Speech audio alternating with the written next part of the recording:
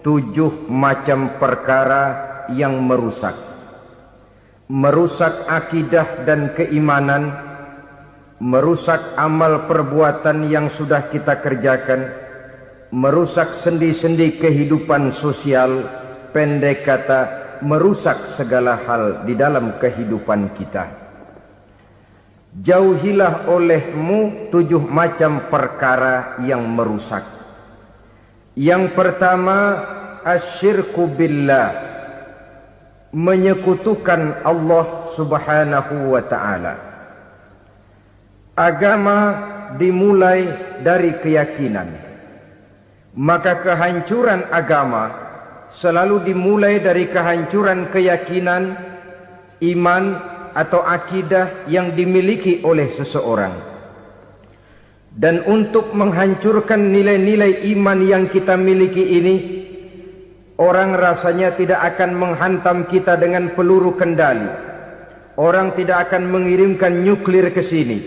Orang tidak juga akan mengirimkan satuan militernya ke sini. Untuk menghancurkan nilai-nilai iman, dibanjiri kita dengan paham-paham yang merusak dan mendangkalkan akidah. Baik ia bernama materialisme, baik ia bernama sekularisme, baik ia bernama banjirnya maksiat dan munkarat, baik ia bernama banjirnya peradaban dan kebudayaan yang menghancurkan moral daripada anak-anak kita, sedikit demi sedikit melenturkan dan melunturkan nilai-nilai keimanan kita, untuk kemudian pada waktunya nilai iman itu akan bertukar dan berganti menjadi nilai syirik kepada Allah subhanahu wa ta'ala. Atau pada sisi lain, menjadikan yang selain Allah sebagai tujuan akhir daripada kehidupan kita. Sedangkan kita sama-sama maklum bahwa di dalam pandangan agama Islam, dosa yang tidak berampun, dosa yang terbesar, termasuk dalam kategori bapak moyangnya dosa, tidak lain adalah syirik, yakni menyekutukan Allah subhanahu wa ta'ala. Pola penghancuran iman ini memang berstrategi. Ditawarkan kita kepada paham materialisme, paham kebendaan, di mana otak menempati urutan sebagai ranking pertama, Tuhan jatuh pada urutan kedua. Lalu menyusul kepada paham sekularisme, Allah dipisahkan dari seluruh kegiatan hidup ini, untuk pada gilirannya menjadikan yang selain Allah sebagai tujuan akhir daripada seluruh kegiatan hidup kita. Oleh karenanya, kewajiban menjaga nilai-nilai iman ini merupakan kewajiban yang mulia tetapi berat, tidak hanya untuk kita, tetapi juga bagaimana mewariskannya kepada anak-anak kita, generasi yang akan datang. Orang-orang tua bijaksana yang diceritakan di dalam Al-Quran, kalau sudah berpikir tentang anak-anaknya, pertanyaan yang paling mereka risaukan ialah, ma ta'buduna min ba'di. Anakku, kalau pada satu saat aku, ayahmu sudah tidak ada lagi di dunia ini, meninggalkan kamu semua, ma ta'buduna min ba'di, apa yang akan kamu sembah nak?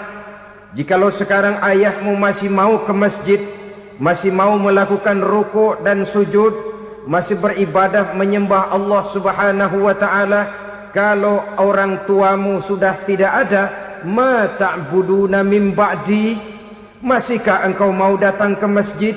Masihkah engkau mau rukuk dan sujud? Masihkah engkau mau menyembah Allah subhanahu wa ta'ala? Pertanyaan ini yang dipikirkan oleh Nabi Yakub kepada putra-putranya. Pertanyaan ini yang diteruskan oleh Nabi Ibrahim kepada anak-anaknya. Pertanyaan ini yang diwariskan oleh generasi ulama salafus saleh kepada para generasi berikutnya. Bagaimana kita generasi sekarang? Kita orang-orang tua sekarang bukan berfikir ma ta'buduna min ba'di, malah yang kita fikirkan ma ta'kuluna min ba'di. Kalau bapak tidak ada nanti kamu makan apa nak? Perkara kamu nyembah apa? Urusan nomor 18. Yang penting kamu nanti hidup bisa makan, nak. Maka kita sibuk mewariskan harta kepada anak-anak kita. Kita sibuk mewariskan kebun dan tanah kepada anak-anak kita. Kita sibuk mewariskan pabrik kepada anak-anak kita, sementara kita lupa mewariskan intan yang paling mahal, mewariskan mutiara yang paling berharga, yaitu nilai iman kepada Allah Subhanahu wa ta'ala. Alangkah baiknya apabila warisan harta, warisan tanah dan kebun, warisan rumah dan pabrik didasari lebih dahulu dengan mewariskan nilai iman kepada Allah Subhanahu wa ta'ala.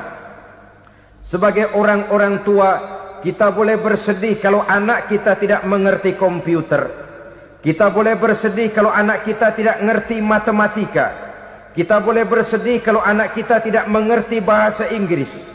Tapi sewajarnya lebih bersedihlah kita orang tua jikalau mempunyai anak yang tidak kenal Allah sebagai Tuhannya, yang kemudian tidak mau rukuk dan sujud kepada Allah Tuhannya. Itulah kemalangan yang paling malang bila kita meninggalkan generasi yang tidak bertauhid kepada Allah Subhanahu wa ta'ala. Betapapun anak kita tidak ngerti komputer, saudara, paling-paling kerugiannya cuma kerugian dunia. Masuk dia ke alam barzakh, munkar nakir tidak akan sempat tanya kau belajar komputer apa tidak. Kumpul dia di padang mahsyar, malaikat juga tidak akan tanya matematikamu nilainya berapa. Yang ditanya kau kenal Allah, kau rukuk dan sujud kepadanya, kau pernah datang ke masjid. Oleh karena itu sekali lagi, menjaga nilai iman tidak hanya untuk kita, tetapi juga mewariskannya kepada anak-anak kita, generasi yang akan datang. Sungguh kemalangan yang paling besar apabila kita meninggalkan anak-anak kita. Mereka kita tinggalkan lemah ekonominya, itu tidak baik. Mereka kita tinggalkan lemah otaknya, itu pun akan membuat mereka tertinggal oleh yang lain. Tapi yang paling celaka, jikalau kita tinggalkan mereka dalam kondisi lemah imannya, rapuh akidahnya, tidak baik dan tidak betul keyakinan hidupnya. Oleh karena itu Nabi berpesan, jauhilah 7 perkara yang merusak. Yang pertama, syirik kepada Allah Subhanahu wa ta'ala. Menyekutukan Allah baik dalam ucapan, dalam keyakinan, ataupun dalam perbuatan. Ini perkara pertama yang termasuk 7 perusak besar di dalam kehidupan. Kalau sudah jatuh kita ke lembah syirik, bagaimanapun banyak kebaikan yang kita kerjakan, berjiwa sosial, bertangan pemurah, gemar menolong orang lain, kalau memang dasarnya syirik, maka seluruh kebaikan kita akan hancur, tidak akan ada nilainya dalam pandangan Allah Subhanahu wa ta'ala. Dalam pandangan manusia, mungkin kita dicatat sebagai orang sosial, gemar menolong orang lain, tidak berpangku tangan melihat orang yang mendapat kesulitan.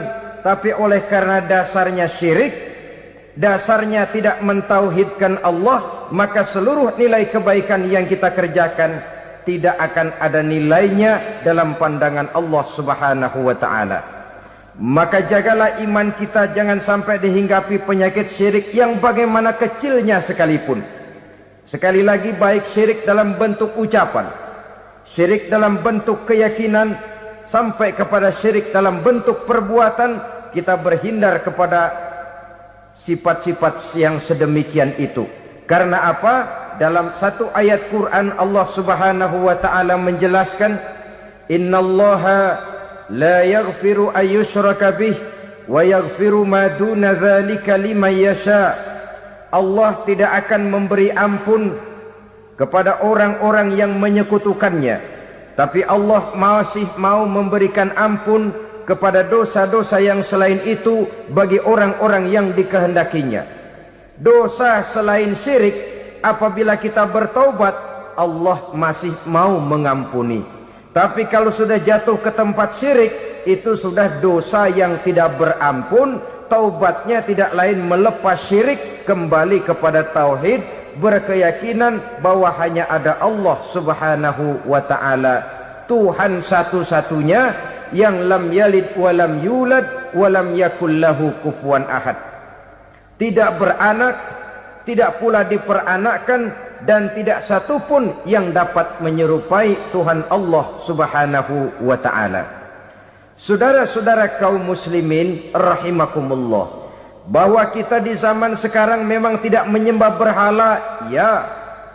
Bahwa kita tidak berterang-terangan mengatakan Tuhan lebih dari satu, memang. Bahwa kita tidak berkeyakinan Tuhan itu punya anak atau diperanakkan, tentu. Tapi dalam perbuatan dan i'tiqad kita kadang-kadang jatuh tanpa kita sadari ke tempat yang bernama syirik ini.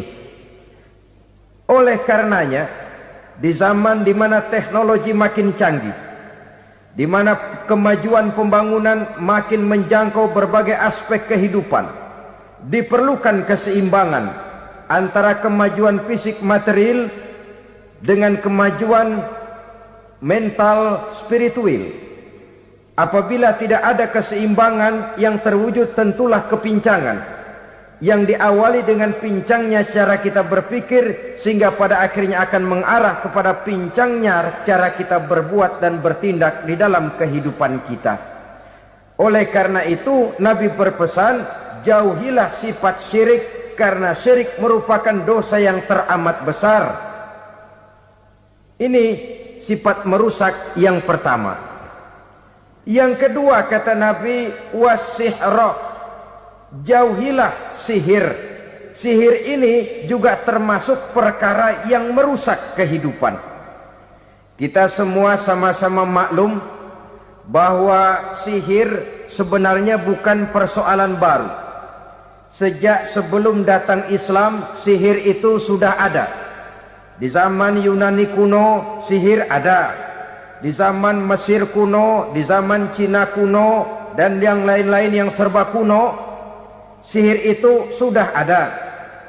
Bahkan para nabi pun, para rasul yang diutus oleh Allah Subhanahu wa ta'ala, senantiasa berhadapan dengan ahli-ahli sihir untuk menguji kebenaran dari misi yang mereka bawa.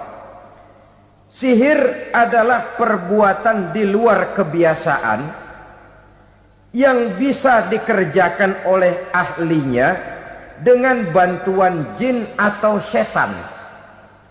Hukum mempelajari sihir adalah haram, mengamalkannya lebih haram lagi. Sebab itu saudara-saudara, sihir merupakan perbuatan merusak yang harus kita jauhi.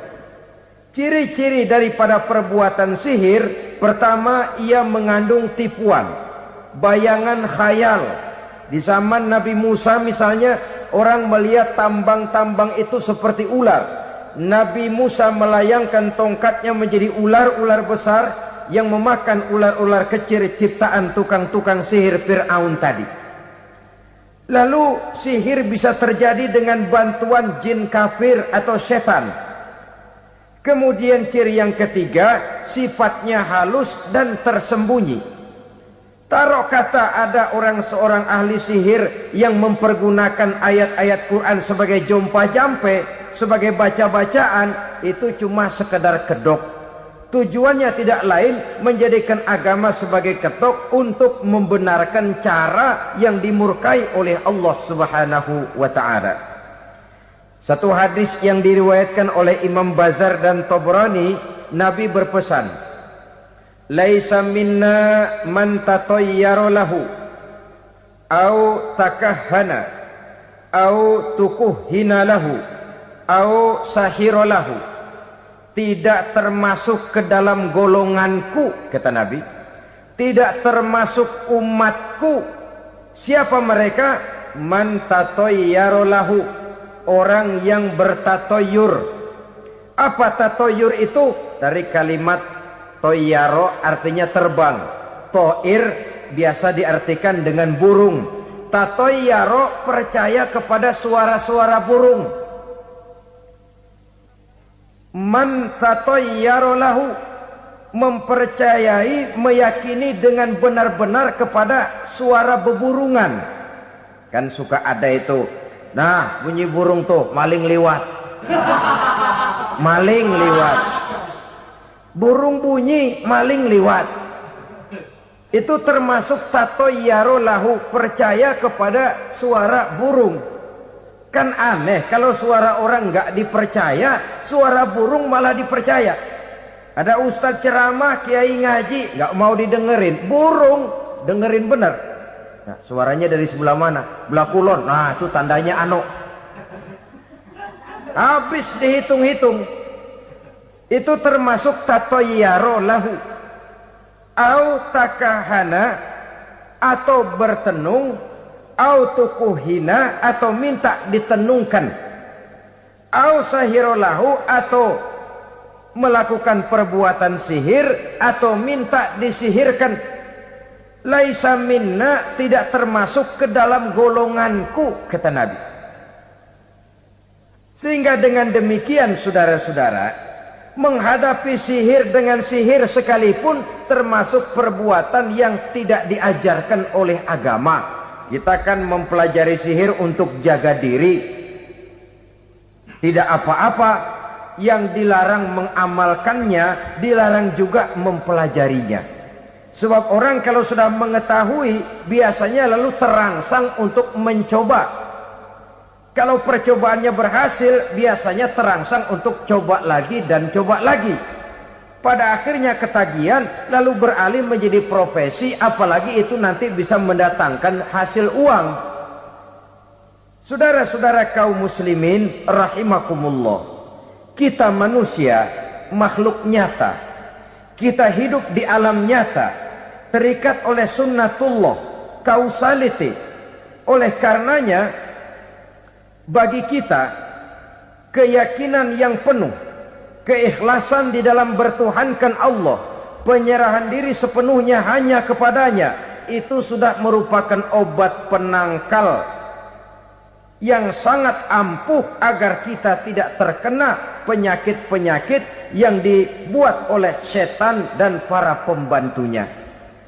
Sehingga beberapa ayat Quran mengajarkan, misalnya a'udzu bikalimatillahi tammati min syarri ma khalaq, atau bismillazi la yadurru ma'asmihi syai'un fil ardi wala fis sama, dengan menyebut nama Allah yang tidak bisa mendatangkan bahaya sedikit pun, dari baik yang datang dari langit maupun yang datang dari bumi. Jiwa yang kosong dari keyakinan yang penuh kepada Allah, jiwa yang penuh was-was dan ragu-ragu, itu yang mudah terserang oleh penyakit-penyakit yang dikerjakan oleh para tukang-tukang sihir, yaitu oleh setan dan seluruh para pembantunya. Kemudian hadis kedua yang diriwayatkan oleh Imam Ibnu Hibban, Nabi bersabda, la yadkhulul jannata mudminu khamrin wala mu'minu bisihrin wala qati'u rahmin. Tidak masuk surga. Ini Nabi yang bilang, tidak masuk surga. Siapa itu? Pertama, mudminu khamrin, orang yang berkekalan dalam mabuk. Selalu mudminun itu sudah menjadi perbuatan rutinnya, tidak kapok-kapoknya, teler seumur hidup. Mudminu khamrin, tidak masuk surga orang yang selalu bermabuk-mabukan. Yang kedua, wala mu'minu bisihrin, orang mukmin tapi main sihir. Ini juga oleh Nabi diperingatkan, tidak akan masuk surga orang mukmin tapi suka main sihir. Wala qati'u rahmin, dan tidak juga orang yang memutuskan silaturahmi. Tiga macam manusia yang diperingatkan Nabi tidak akan masuk surga: orang yang selalu mabuk, orang mukmin yang main sihir, dan orang yang memutuskan silaturahmi. Saudara-saudara kaum muslimin rahimakumullah. Lalu orang berkata, kenapa dilarang kita bersihir? Padahal Rasul sendiri kan punya mukjizat. Nah, kita memang harus membedakan antara mukjizat dengan sihir. Dalam kehidupan agama kita kenal ada yang namanya mukjizat, Ada yang namanya karomah atau keramat biasa diucapkan. Ada yang namanya maunah. Ada yang namanya irhas. Ada juga yang namanya sihir. Kesemuanya ini berbeda, saudara-saudara. Yang dinamakan mukjizat itu khusus untuk para rasul saja. Satu kejadian luar biasa yang terjadi dilakukan oleh Rasul atas izin dari Allah Subhanahu wa ta'ala.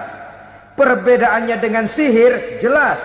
Sihir dari setan, mukjizat dari Allah. Sihir bisa dipelajari, mukjizat tidak.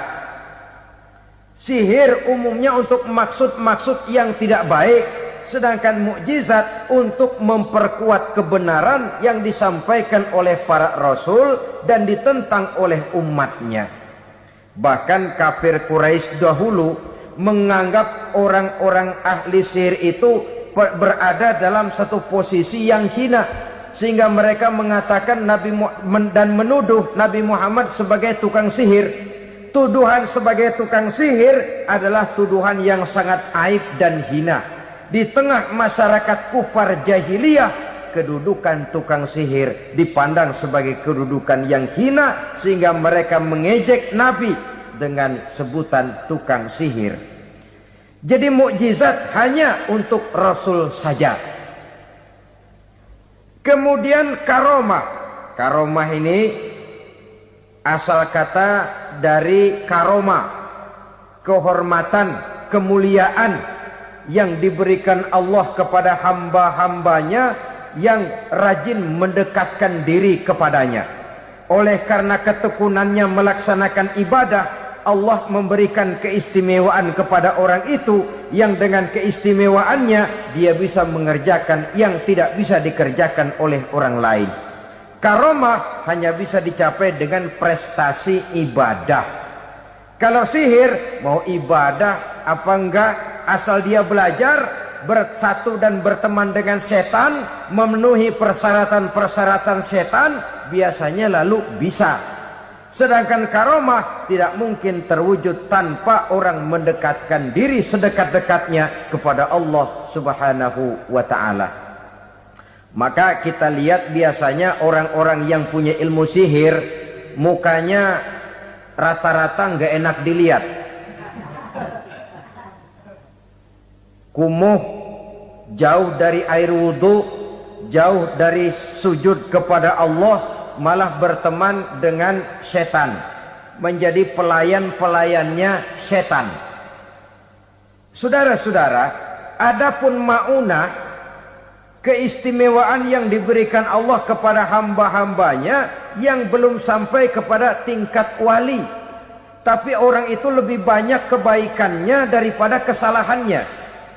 Umpamanya, saudara jalan bertiga di pinggir jalan, saudara ada pada posisi di tengah, lalu bertiga ini ketabrak mobil. Menurut perhitungan saudara mati lebih dahulu, tapi terjadi hal yang aneh, dua teman saudara mati, saudara malah cuma luka dan lecet sedikit saja. Apa itu? Kalau kita lebih banyak kebaikannya daripada kesalahannya, itu yang dinamakan maunah, pertolongan yang diberikan Allah kepada hamba-hambanya yang lebih banyak kebaikannya daripada kesalahannya.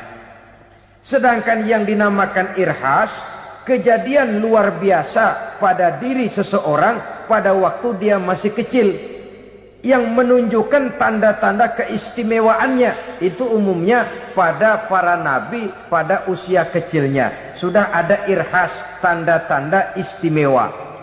Jelas baik mukjizat, karomah, maunah maupun irhas berbeda dengan sihir. Sihir ini jelas saja merupakan bantuan dan persekutuan antara manusia dengan setan. Padahal setan, kata Allah dalam Al-Quran, innahu lakum aduwwum mubin, sesungguhnya setan bagi kamu adalah musuh yang sangat jelas.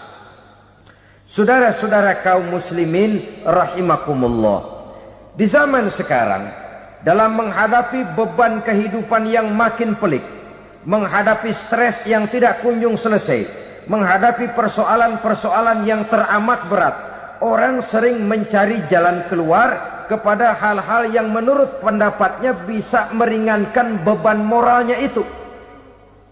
Pergilah dia mencari sesuatu yang dapat meringankan bebannya. Dan tidak jarang yang jatuh ke pangkuan tukang-tukang tenung, ke pangkuan tukang-tukang sihir, yang mereka itu oleh Quran dijelaskan kadzabal munajjimun walau sodaku. Tukang-tukang tenung, tukang-tukang sihir, mereka itu bohong walaupun benar. Maksudnya bohong walaupun benar artinya kalau yang mereka kerjakan benar, itu sih kebenaran. Benar dengan kebenaran itu lain. Kebenaran, kebetulan bisa, tapi tidak untuk selalu. Apalagi kalau itu sudah membahayakan kehidupan orang lain. Jadi oleh karena itu Nabi berpesan, jauhilah daripada sihir. Kalau sudah jauhilah dari sihir artinya ya jauhilah daripada mempelajarinya, jauhilah daripada bergaul dengan orang-orang yang ahli di bidang itu, karena dari pergaulan segalanya bisa menular. Baiklah saudara, ini yang kedua. Yang ketiga pesan Nabi, wa qatlan nafsil lati harramallahu illa bil haqq. Membunuh orang lain dengan cara yang tidak benar. Membunuh orang yang diharamkan oleh Allah Subhanahu wa taala untuk melakukannya kecuali dengan alasan yang benar. Kita tahu Islam adalah agama damai. Sesuai dengan namanya, ia tidak dikembangkan dengan pedang dan kekerasan. Ia dikembangkan dengan keteladanan dan tuntunan moral.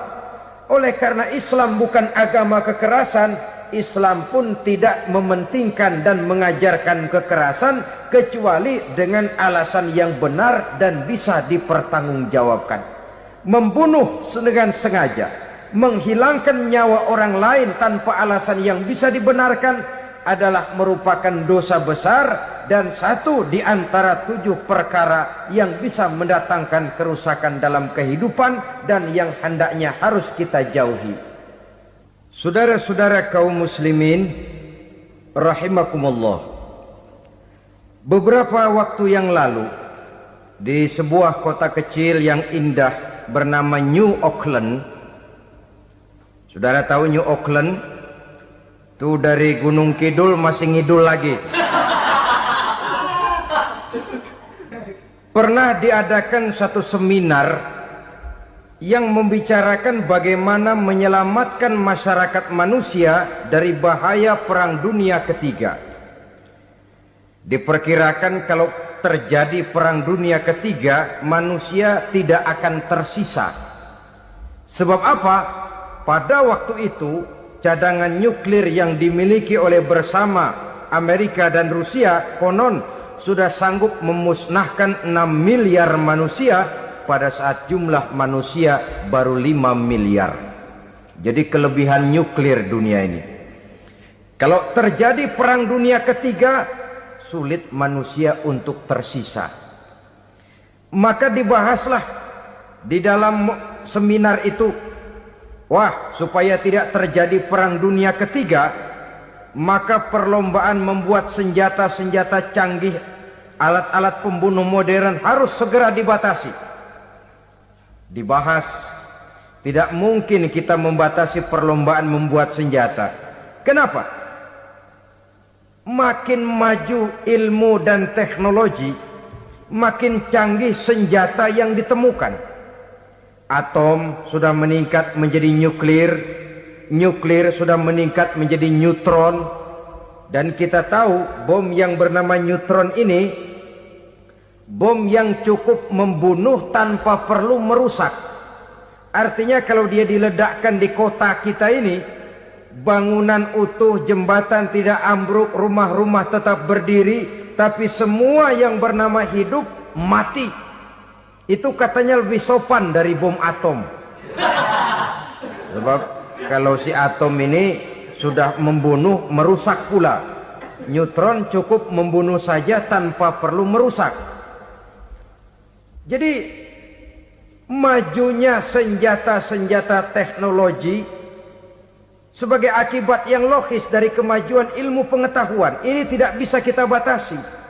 Dan memang sebenarnya yang bahaya bukan senjatanya, tapi manusia yang mengendalikan senjata itu.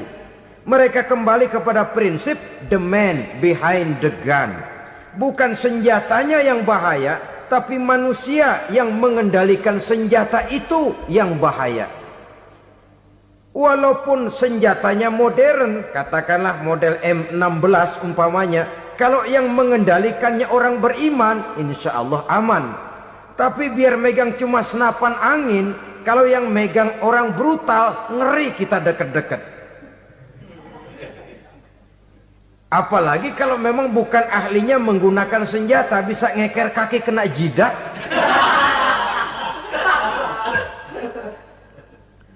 Mereka kembali kepada prinsip lama yang tetap baru. Bukan senjatanya yang harus dibatasi, manusia yang mengendalikan senjata itu yang perlu dibicarakan. Nah, kalau begitu, agar manusia tidak mempergunakan senjata sewenang-wenang, apa yang harus kita lakukan? Ya, manusianya harus bermoral. Ya, tapi moral yang mana? Di dunia ini banyak ajaran tentang moral. Itu pun mudah saja. Di sini kan kita undang saja ahli dari berbagai agama untuk membicarakan konsep perdamaian menurut agamanya masing-masing. Baik, setuju itu? Setuju.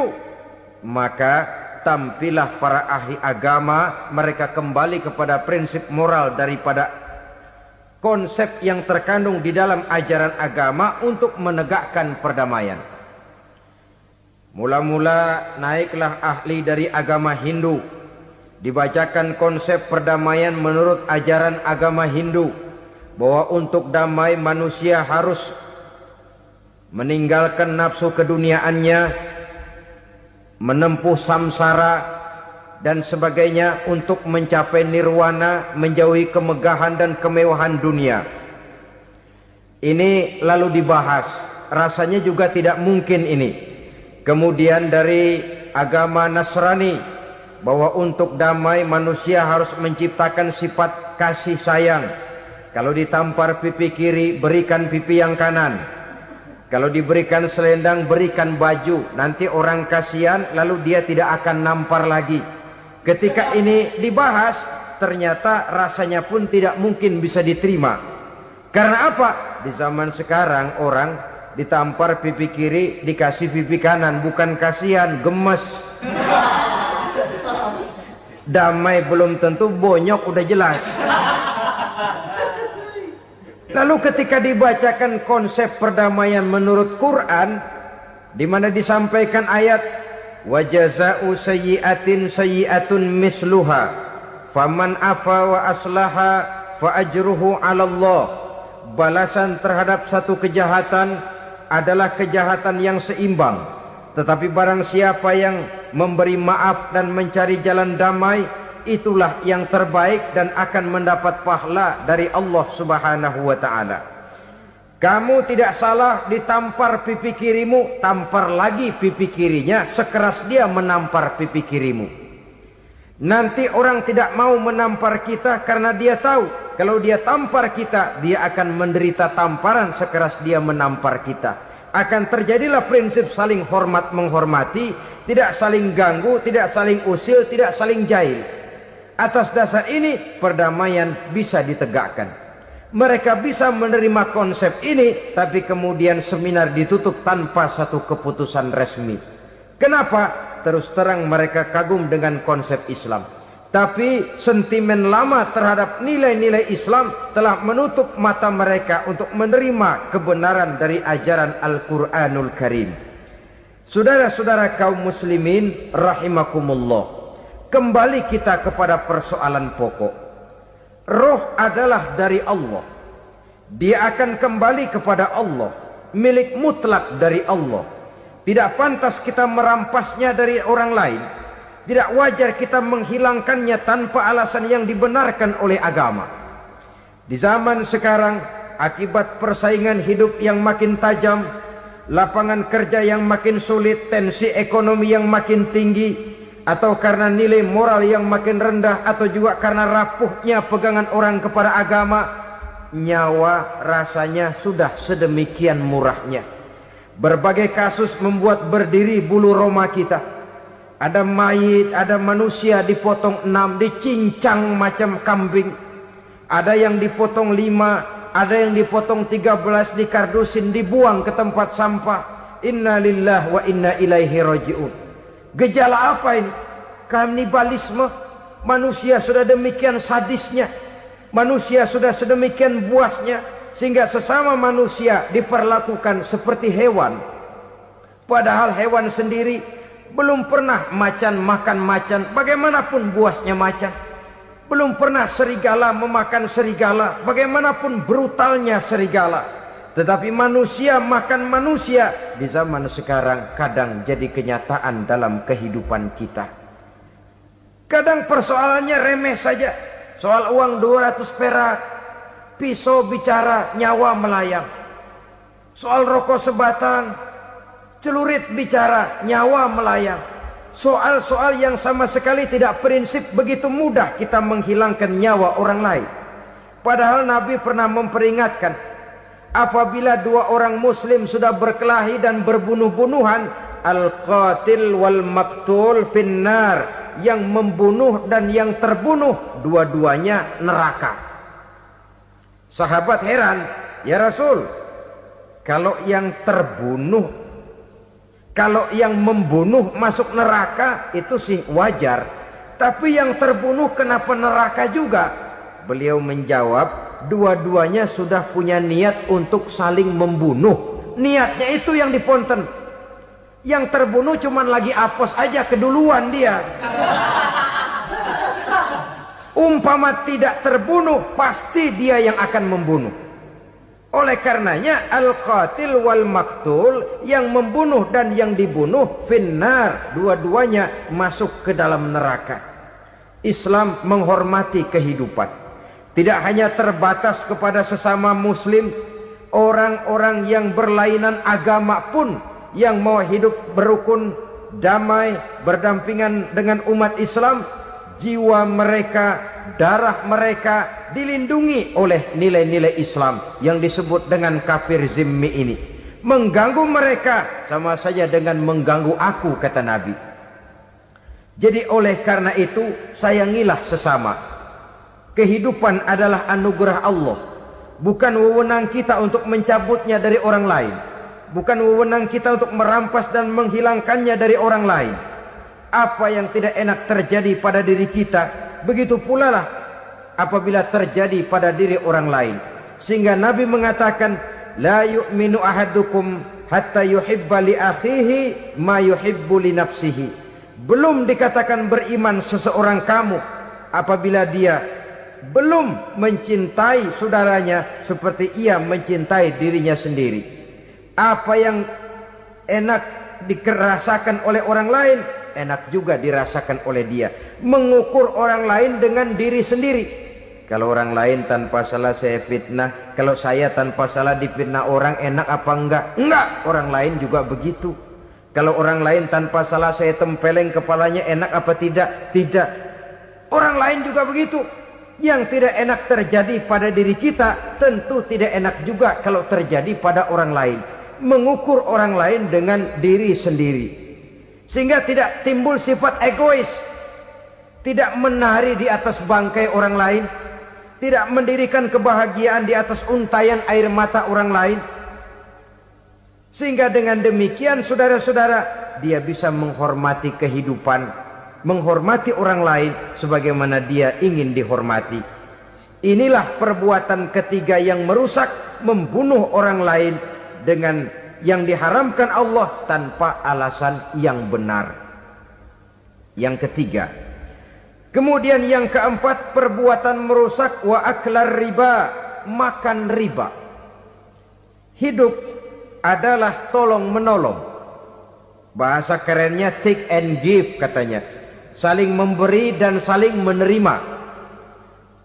Nabi mengajarkan man kuraba kurbatan min kurabid dunya karaballahu lahu kurbatan min kurabi yaumal qiyamah. Wallahu fi aunil abdi madamal abdu fi auni akhihi.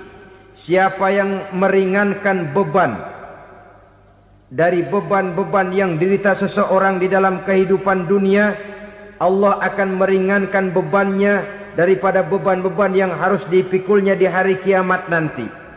Wallahu fi aunil abdi madamal abdu fi auni akhihi. Allah senantiasa akan menolong seorang hamba selama hamba itu masih mau menolong saudaranya. Allah selalu akan menolong seorang hamba selama hamba itu masih mau menolong saudaranya. Apabila kita sudah berpangku tangan terhadap kesulitan orang lain, biasanya pun pada saat kita mendapat kesulitan, kita akan sulit juga memperoleh pertolongan. Nah, riba alias renten, kedoknya adalah menolong orang, tapi sama juga bulu buntutnya dilepas, palanya dicekek. Menolong orang pada akhirnya menjadi beban bagi seseorang, dan memang mencari orang-orang yang berada dalam posisi kesulitan. Biasanya di daerah-daerah di mana musim paceklik, jadi lapangan kerja sulit, sedangkan urusan perut tidak bisa ditunda. Akhirnya orang terjebak ke dalam rentenir, ke dalam riba, ke dalam renten.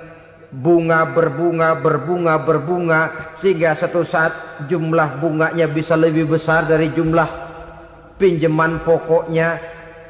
Kemudian kalau juga ternyata tidak bisa dibayar, rumah jadi taruhan. Memang rumah satu-satunya, begitu rumah ditarik mulain camping. Bukankah pada akhirnya akan mewariskan kesengsaraan? Oleh karena itu, kepada kita berusahalah jangan berhubungan dengan rentenir, jangan makan renten dan riba. Kepada mereka yang melaksanakan riba, walaupun mendatangkan keuntungan materi, tapi percayalah, harta yang didapat dengan jalan riba tidak akan membawa keberkahan. Manakala tidak membawa keberkahan, dia tidak akan mendatangkan ketenangan di dalam kehidupan kita. Oleh karenanya, memakan harta riba termasuk perbuatan yang merusak sendi-sendi kehidupan sosial, merusak kehidupan orang lain, merusak kehidupan masyarakat, tetangga, pergaulan, dan sebagainya. Yang kelima, wa akla malil yatim, memakan harta anak yatim dengan cara yang zalim. Nih, memang lezat. Anak yatim itu nggak tahu urusan apa-apa. Kita diamanahkan untuk mengurusinya. Kadang-kadang dibentuklah panitia penyantunan yatim piatu. Yatimnya mah tetap kelaparan, panitianya yang pada gendut.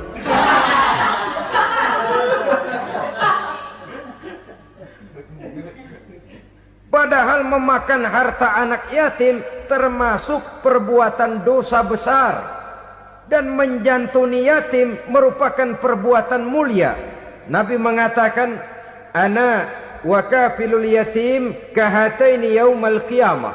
Aku dan orang-orang yang menyantuni anak yatim seperti dua jari ini pada hari kiamat nanti. Dekat sekali. Jikalau ingin di hari akhir nanti dekat dengan Rasul, bersahabatlah dengan anak-anak yatim. Jadilah pengurus anak-anak yatim. Bangunlah panti-panti asuhan yatim. Pada saat bapak ibunya meninggal, kitalah yang menjadi orang tuanya. Bahkan sedemikian besar perhatian Islam terhadap anak-anak yatim ini, sehingga Quran memberikan peringatan, ara'aital ladzi yukadzibu biddin fadzalikal ladzi yad'ul yatim wa la yahuddu ala ta'amil miskin. Tahukah kamu siapa orang yang mendustakan agama? Beragama tapi dianggap dusta, solatnya dusta, puasanya dusta, karena agamanya sudah berdusta. Siapa mereka? Fazalikal ladzi yad'ul yatim, orang yang menyanyiakan anak yatim. wala yahuddu ala ta'amil miskin, dan tidak pernah memberi makan kepada orang-orang yang menderita kemiskinan. Menyia-nyiakan, meninggalkan anak yatim termasuk perbuatan yang divonis kita sebagai orang yang mendustakan agama. Saudara-saudara kaum muslimin rahimakumullah, maka sangat dicela mengeksploitir anak-anak yatim, menjadikan mereka sebagai kedok untuk mencari kekayaan pribadi. Tetapi jikalau ikhlas, ganjarannya sangat besar, nilai pahalanya sangat besar. Menyantuni yatim tidak hanya setahun sekali. Kalau Muharram pakai istilah lebaran yatim, dibentuklah panitia, diberilah beras, uang 45.000 rupiah, alhamdulillah. Tapi jangan lupa, si yatim tidak hidup cuma satu hari. Dia tidak hidup cuma di bulan Muharram saja, dia hidup 12 bulan dalam setahun. Sebagaimana anak-anak yang lain, dia juga berhak punya masa depan. Dia juga berhak menikmati bangku sekolah. Dia berhak mengenyam arti dan makna pendidikan. Dia berhak membekali diri dengan ilmu dan pengetahuan, seperti halnya anak-anak yang lain. Maka kita yang diberikan keluasan oleh Allah, ingatlah itu, bersahabatlah dengan anak-anak yatim, santuni mereka. Perkara setahun sekali di bulan Muharram, alhamdulillah, itu bagus, bin Thayyib alias baik.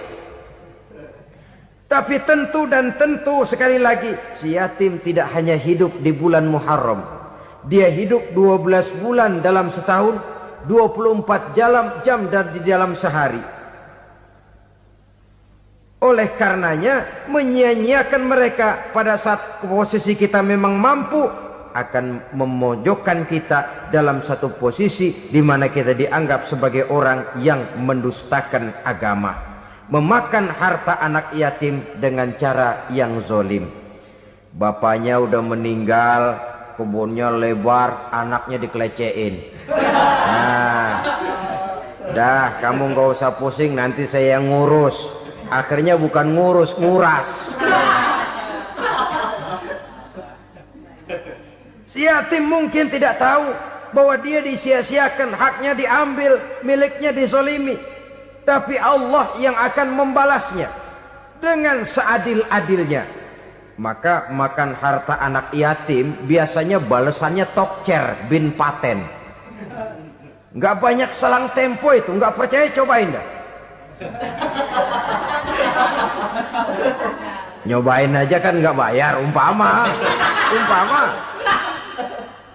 memakan harta anak yatim dengan cara yang zolim, ganjarannya biasanya kontan. Kenapa? Ratapan si miskin, untayan air matanya, jeritan kepedihan hatinya, membuka pintu langit, permohonannya diijabah, getaran hatinya didengarkan oleh Allah. Maka balasannya biasanya kontan, spontan, tidak menunggu waktu terlalu lama. Itu di dunia, belum lagi di akhirat nanti. Bukankah dalam riwayat Mi'raj diceritakan Nabi melihat di neraka itu orang perutnya sebesar rumah? La haula wala quwata. Itu perut kayak rumah, bagaimana jalannya tuh orang? Dan memang gak jalan, diseret-seret oleh malaikat di neraka itu. Hancur perutnya, amburadul itu perut. Berantakan isinya, dibulatkan lagi, diseret lagi, hancur lagi, dibulatkan lagi. Sampai Nabi tanya, orang itu begitu berat siksanya kenapa ya Jibril? Itu Muhammad, waktu di dunia dulu rakus banget makan harta anak yatim.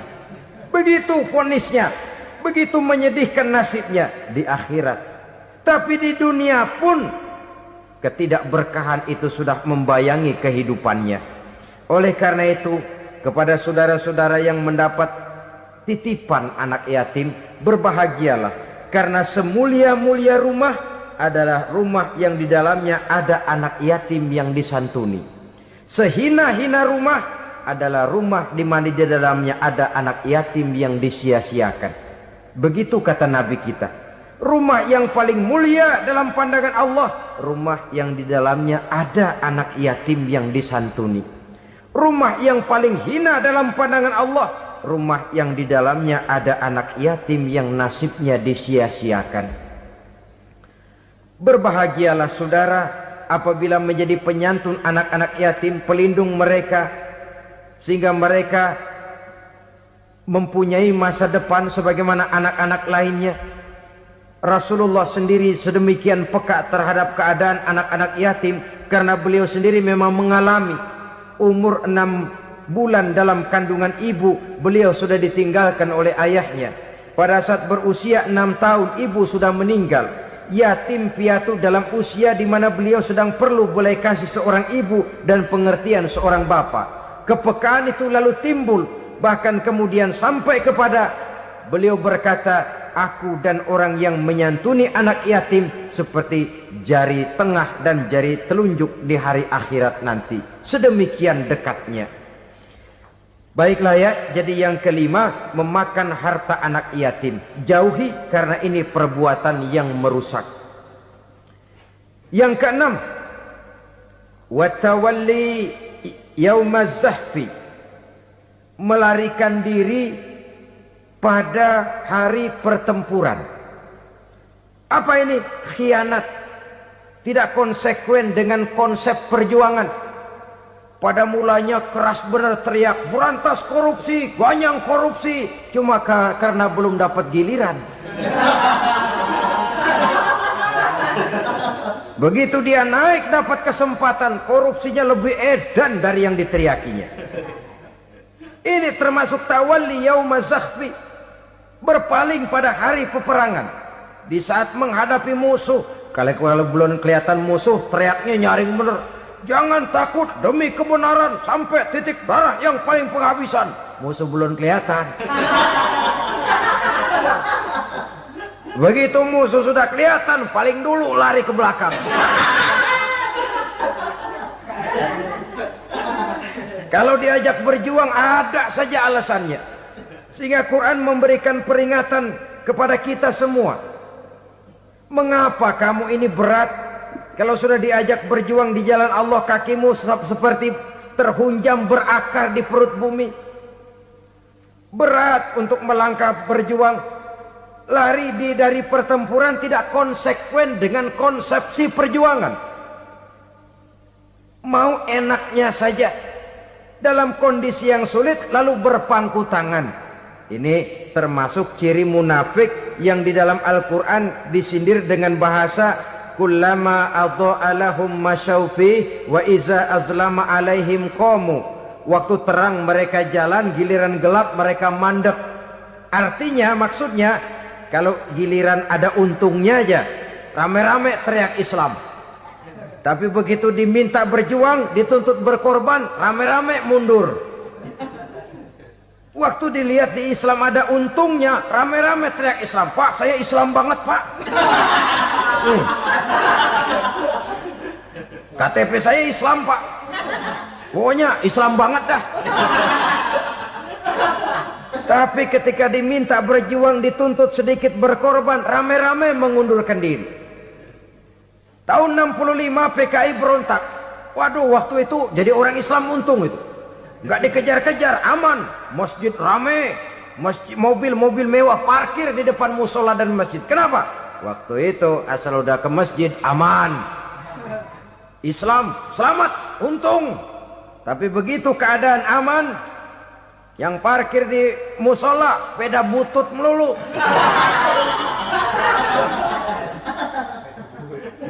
Waktu terang mereka jalan, waktu gelap mereka berhenti. Dikala di Islam ada untungnya, baru wah Islam bagus, Islam hebat. Tapi waktu dilihat ada kerugian, jangan bawa-bawa Islam dah. Jangan bicara soal Islam, ini kan bukan soal agama. Bukan soal agama. La haula wala quwata illa billah. Beragama kita ambil talfik fid din, mengambil yang enteng-enteng saja dalam urusan beragama ini. Tidak konsekuen kita dengan Islam kita. Seolah kita mau memilih mana yang terasa cocok sama selera kita, kita teriak Islam. Beratan aja dikit, rame-rame berpaling. Itu termasuk tawalli yaumaz zahfi. Para pengkhianat, mental-mental hipokrit. yang tidak mau konsekuen menghadapi segala bahaya, itu termasuk perbuatan yang merusak. Kenapa? Kalau cuma dia saja yang lari, mungkin tidak jadi soal. Tapi larinya ini akan mempengaruhi orang lain. Nah, pengaruhnya itu yang dicegah. Sebab kalau satu sudah mulai lari, yang lain mulai ngelirik. Ketika yang dilirik kemudian tidak ada reaksi, dia akan ikut lari. Artinya apa? Seorang muslim harus konsekuen dengan konsep perjuangannya, dengan keyakinan keagamaannya, dan tidak memilih yang enak-enak saja di dalam kehidupan beragama.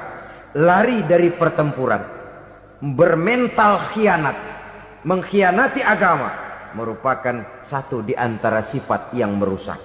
Terakhir saudara, wa qazfal muhsanatil ghafilatil mu'minat, menuduh perempuan baik-baik yang tidak tahu menau tentang tuduhan yang dituduhkan kepadanya, menuduh perempuan mukmin yang baik-baik yang tidak tahu menau tentang tuduhan yang dilakukan kepadanya. Fitnah lebih bahaya daripada pembunuhan.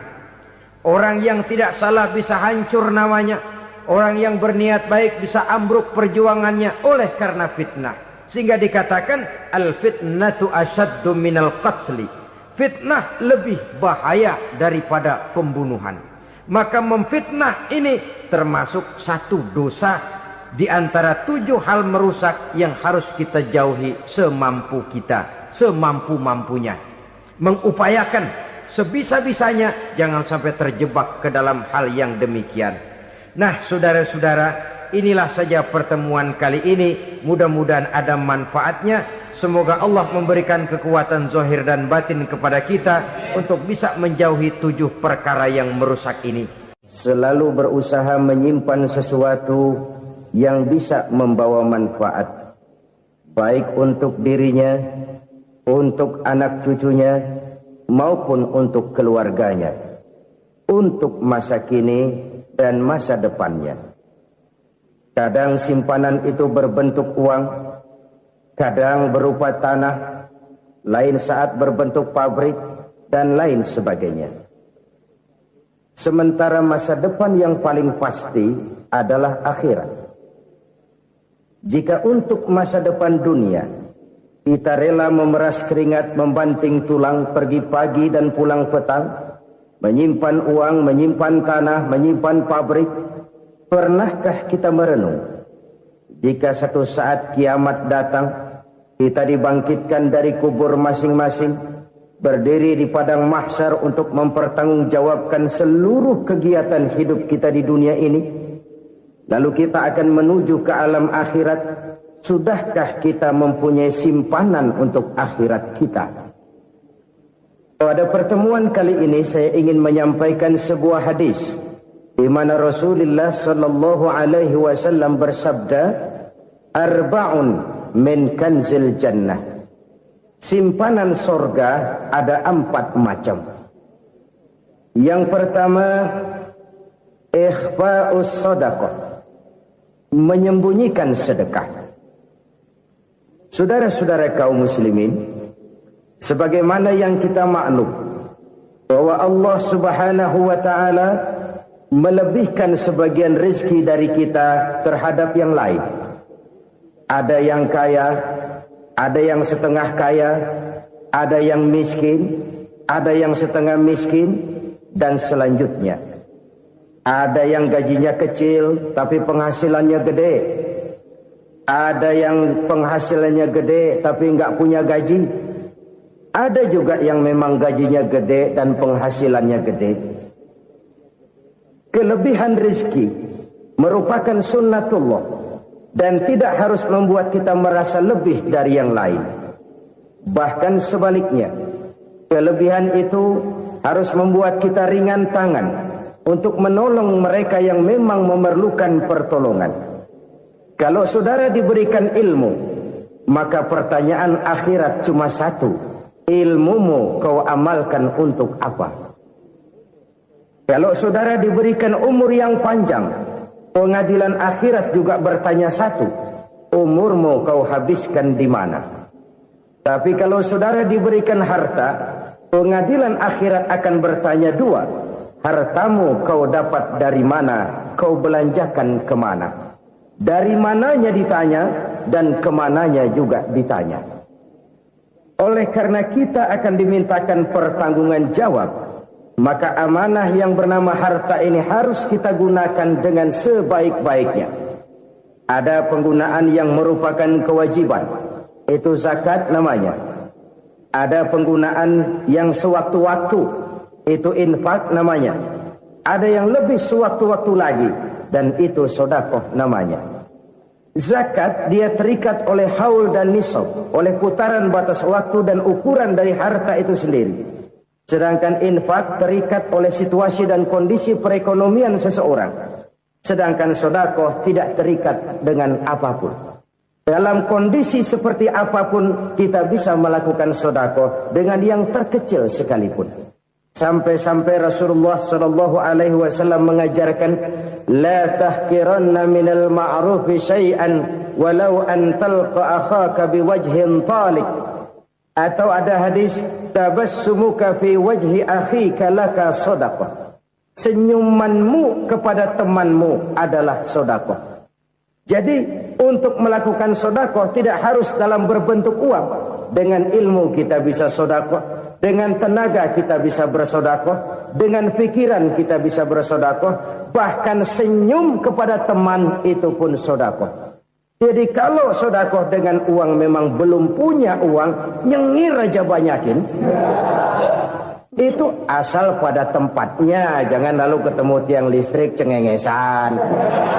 Tentu tidak pada tempatnya dan tidak wajar. Nah, sedekah yang paling dicintai Allah adalah sedekah yang disembunyikan. Artinya jauh dari sifat riya. Kan kadang-kadang ada orang sedekah itu disebutkan namanya. Apa tidak bagus? Kalau memang niatnya ikhlas, ya bagus-bagus saja. Untuk memberikan sugesti kepada yang lain.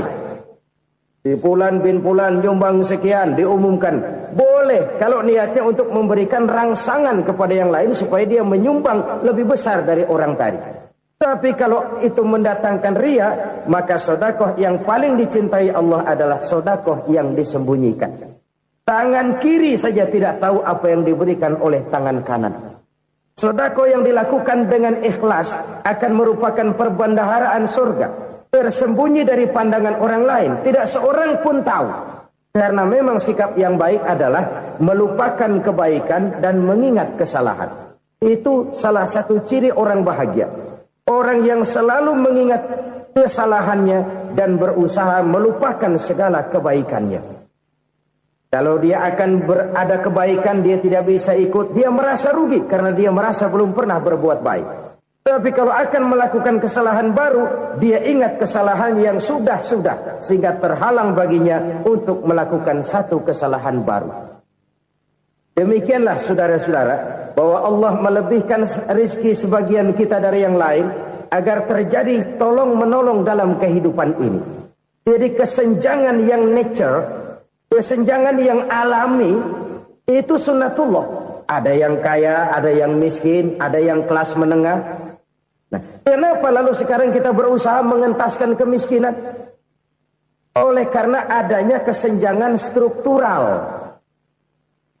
Kalau yang kaya bisa semakin kaya, kenapa yang miskin tidak bisa naik jadi ikut sedikit kaya?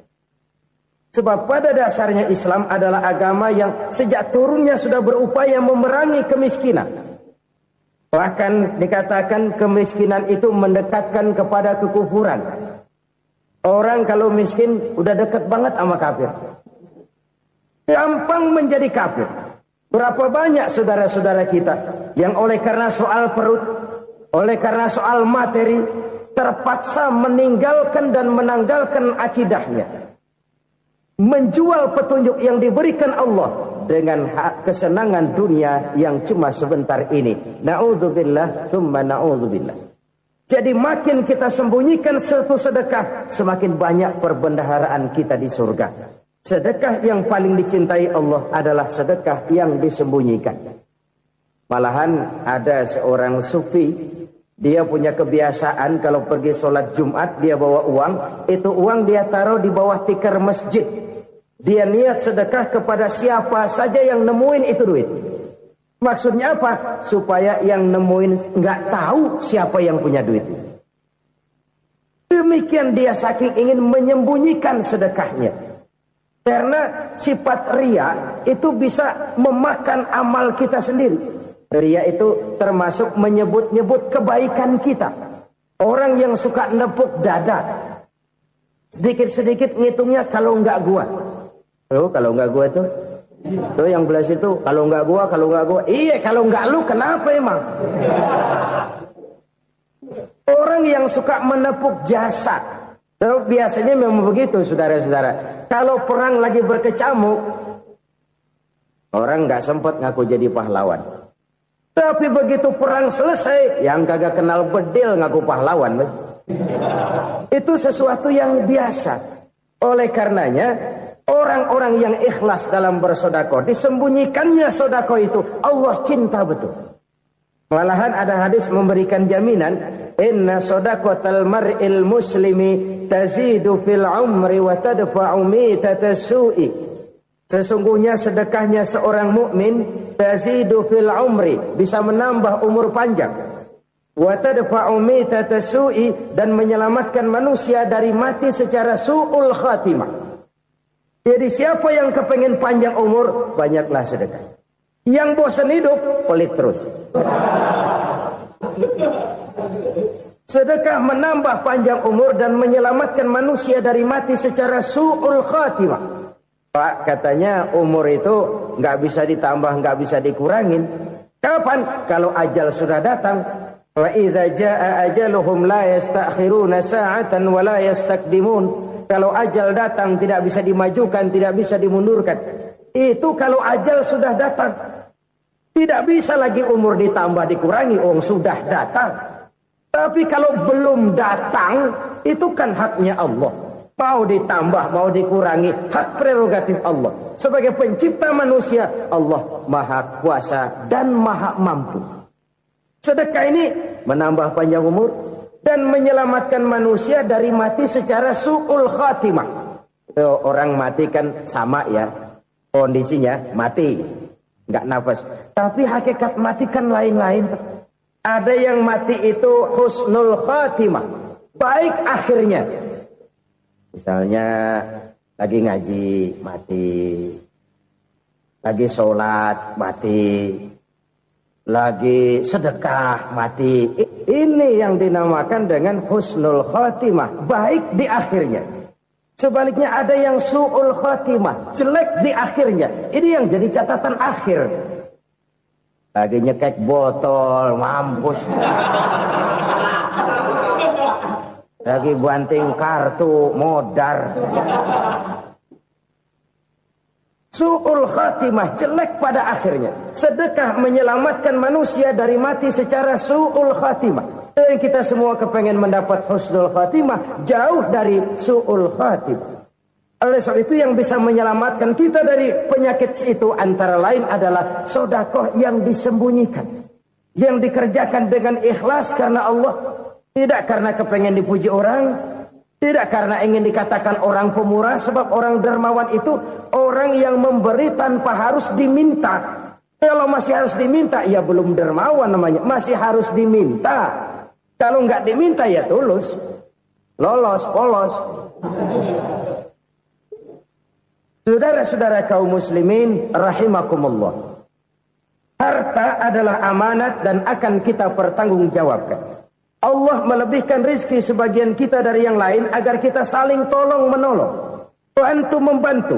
Nabi janjikan siapa yang meringankan beban saudaranya muslim di dunia, Allah akan meringankan bebannya di akhirat nanti. Sebuah jaminan dari baginda Nabi. Si orang yang kita bantu barangkali tidak bisa membalas, Allah yang akan membalas lewat jalan lain yang tidak pernah kita sangka-sangka. Ada orang tanya, Pak, ini ada orang nyumbang masjid sambil marah-marah, bagaimana? Saya bilang sumbangannya aja ambil, marahnya jangan. Marahnya jangan diambil, itu urusan dia. Saudara-saudara kaum muslimin rahimakumullah. Umat Islam ini kan umat yang punya potensi besar. Kadang kita